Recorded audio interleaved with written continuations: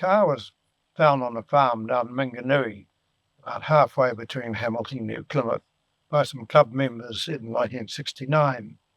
In 1970, I bought the car, or the remains of it, for a whole $70, which is probably $69 too much. The car was very incomplete. There was no bodywork except for part of the floorboards, and mechanically it was incomplete.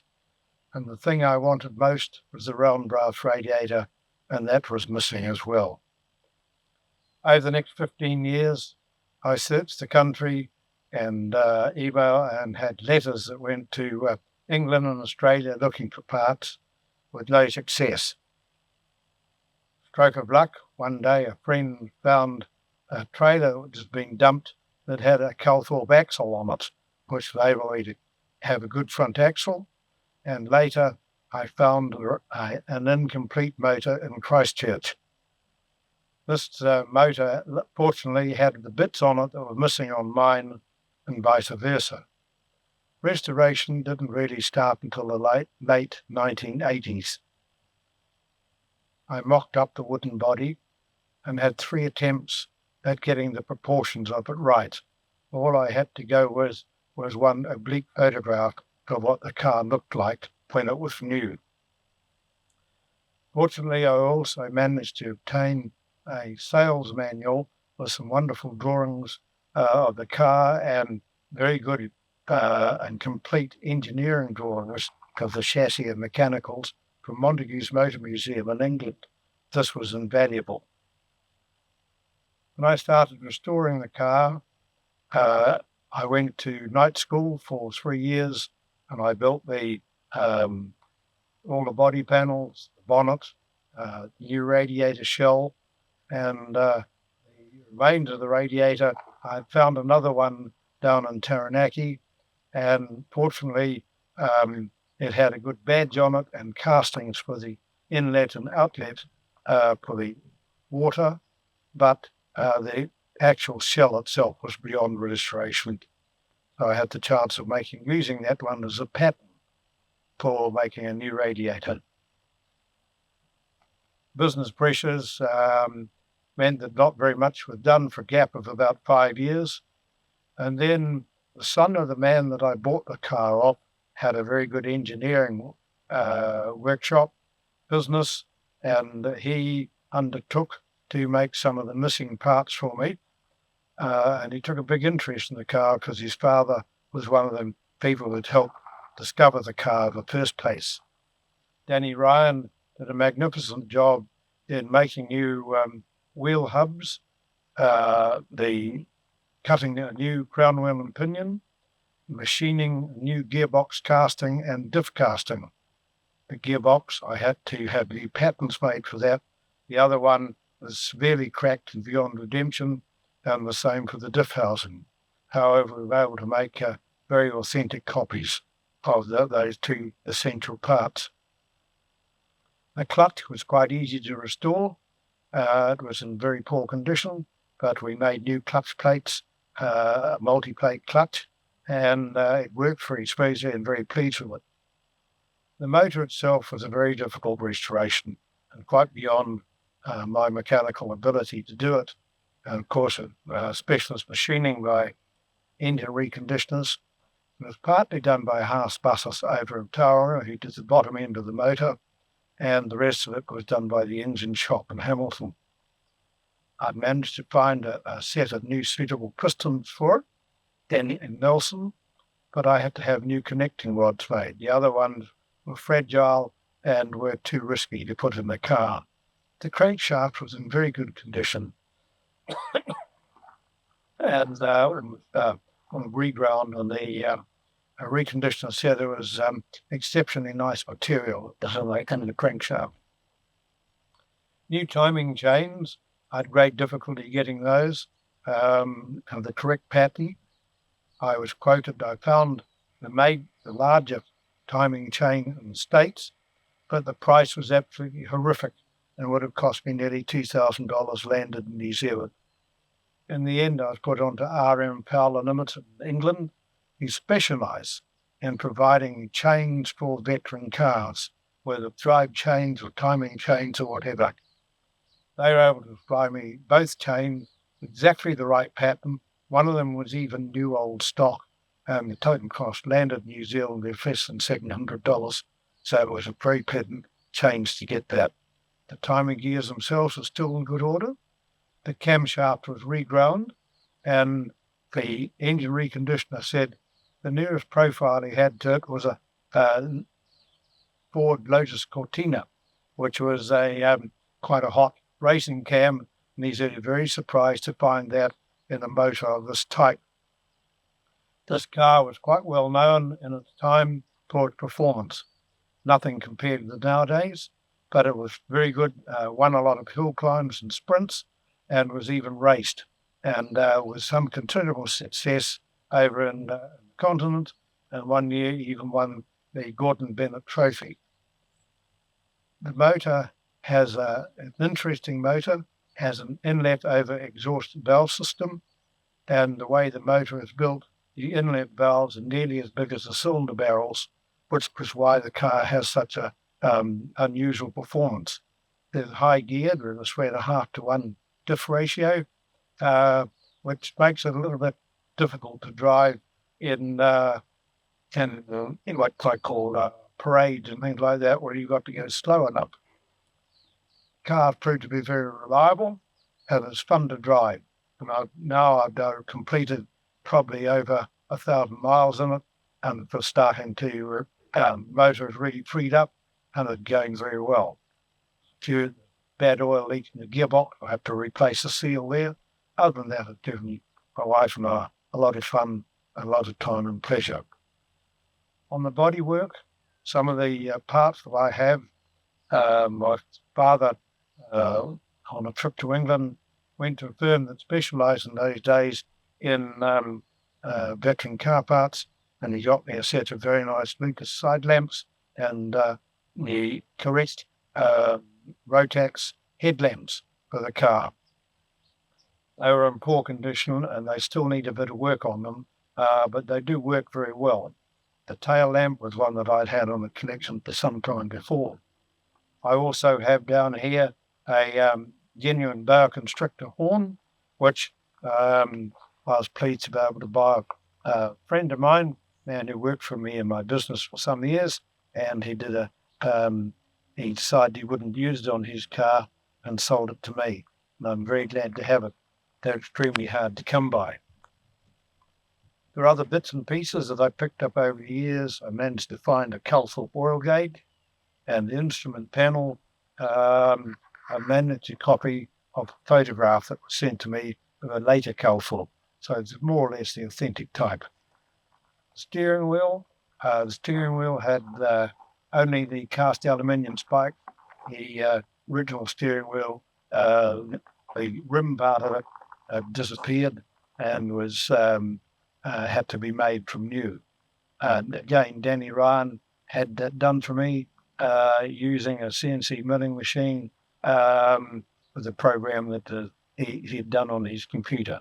It was a big help, and the advancing spark mechanism was given to me by Southland member, Alec the Macintosh, who fortunately had one sitting in his shed hanging on a wall. I expressed a surprise to see it there, and he said, "Would you like it?" Of course I did. I'm very pleased to have it. Other than that, the mechanicals on the car are pretty original. The wheels were another problem. While I had the stub axles, I didn't have the wheel hubs or the veins of the rims, and the spokes were completely rotten and quite beyond restoration. In 25 years, I found one hub on a wheel, which is in good order, but the rim was the wrong size. Danny Ryan again came to my rescue, and although we found even from England it was impossible to get new hubs, he machined the new ones out of the solid, following the dimensions and the drawings that are in the sales manual that I got from Montague Motor Museum. He did a magnificent job of them, and the rims were made by a Christchurch firm, And then Gary Morgan in Mount Lyford, he dimpled the rims, fitted the spokes, and got it back to virtually like new wheels, completely new wheels. Interestingly enough, the locking device on the hub, Danny Ryan made the two major parts of it, quite a lot of machining, and I made the rest of them, fiddly little bits. There's actually 14 parts in the locking device in each wheel. No wonder the following year they changed the hub locking mechanism altogether. The English were, the wheels were an extra £25 extra as an optional extra for wild wheels. They were wooden wheels, and £25 in those days, the equivalent of many weeks' wages for a working man, probably even months' wages. So they were very expensive. Car, the body, the leather work, we've managed to have a close look at the photos that I had, the early car. Also, I have the remains. I have another 1911 20 horsepower Calthorpe, a big one, which has the remains of all the leather upholstery in it still, and we were able to copy that to give an authentic leather upholstery. I would have loved to have had button leather, but button leather was not correct for this car. The windscreen parts, folding mechanism here. I had this part here and one of these wing nuts, and only photographs of what the rest of it should look like. So we made patterns up, wooden patterns up, and had them cast, and then I machined them at my own workshop, drilled them, and the correct screws, which you can see here, were imported from the United States, from a firm which specializes in supplying obsolete parts. These brass screws with the domed heads, extremely hard to find anywhere. The hinges that are on the bonnet here were copied off the 20 horsepower Calthorpe. They seem to be identical on both the cars in the photographs you can. One of the harder parts to make was the gear lever and the handbrake. They're beautifully tapered, quite elegant, but what I had was just a rusted skeleton, and it took me the equivalent of about 3 days with a grinder shaping them up to get the right shake on them, and we had them nickel plated after that. The actual quadrant and the segment down here for the ratchet on the gear lever, that was all the original part of the car. The aluminium on the running boards here, there was a small part of that aluminium was still on that footboard, which came with the original remains of the body, and apparently that was also what they had on the running boards. I was very fortunate to be able to buy the last sheet available of that from Ulrich Aluminium here in Hamilton, who had imported it from England, but said there wasn't enough demand, so they weren't importing any more of them.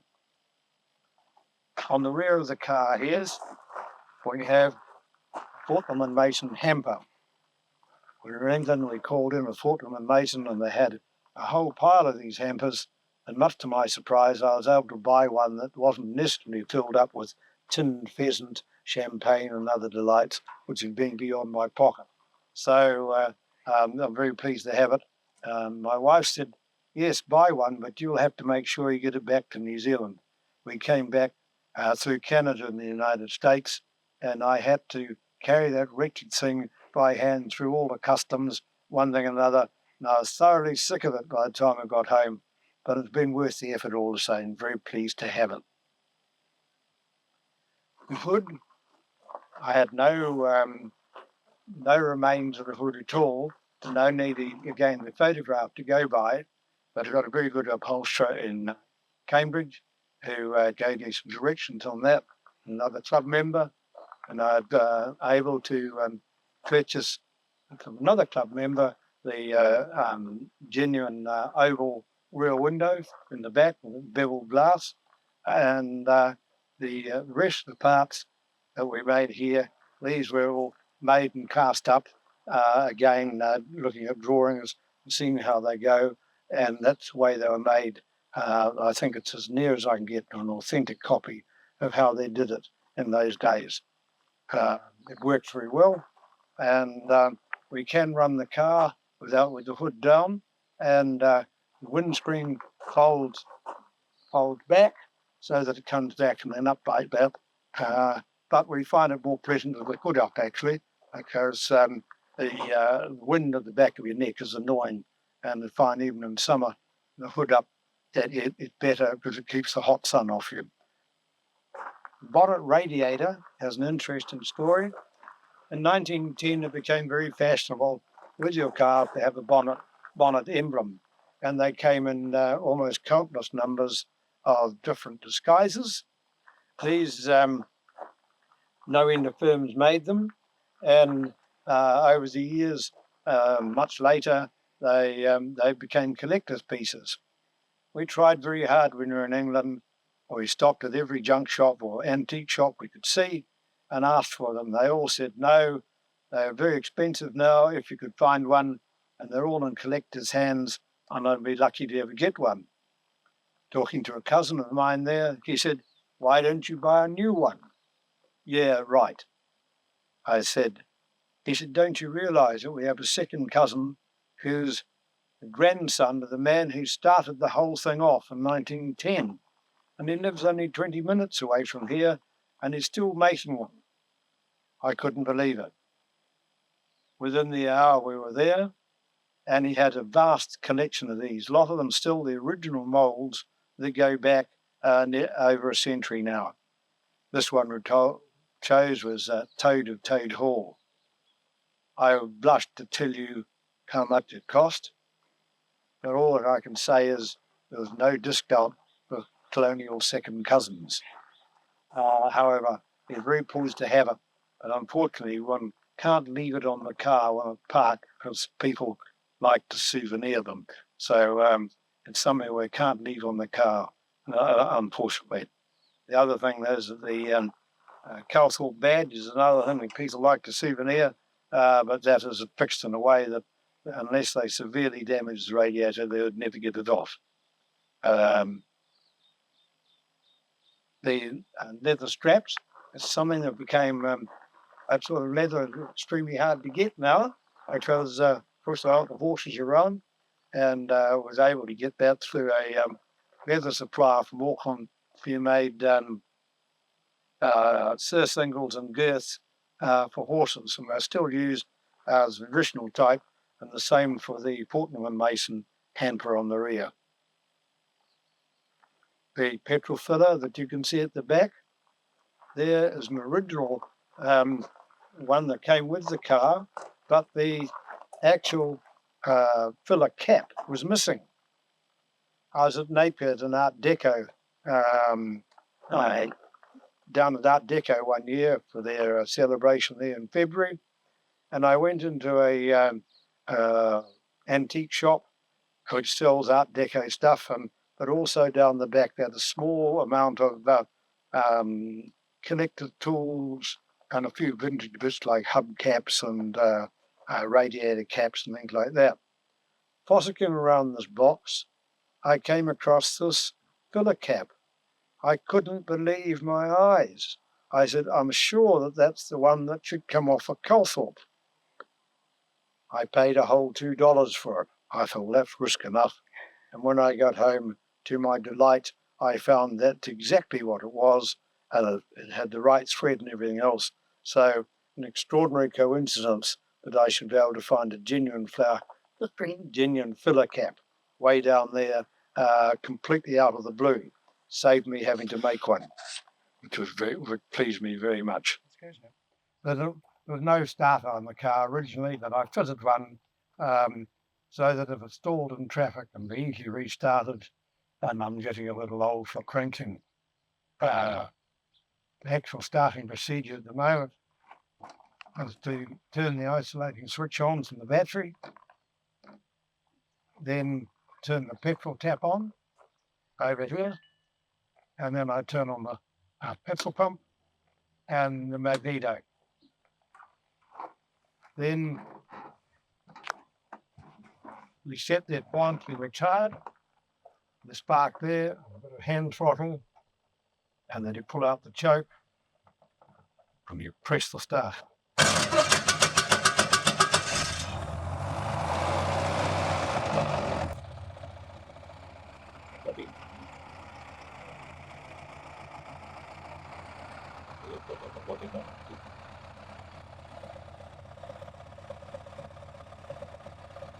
Original car was very hard to crank because of the design of the motor with an offset crankshaft. It makes it very difficult to crank it. When the cars were new, they ran them in for 8 hours like bed on coal gas in order to free up the motors so that they could be started with a certain floor.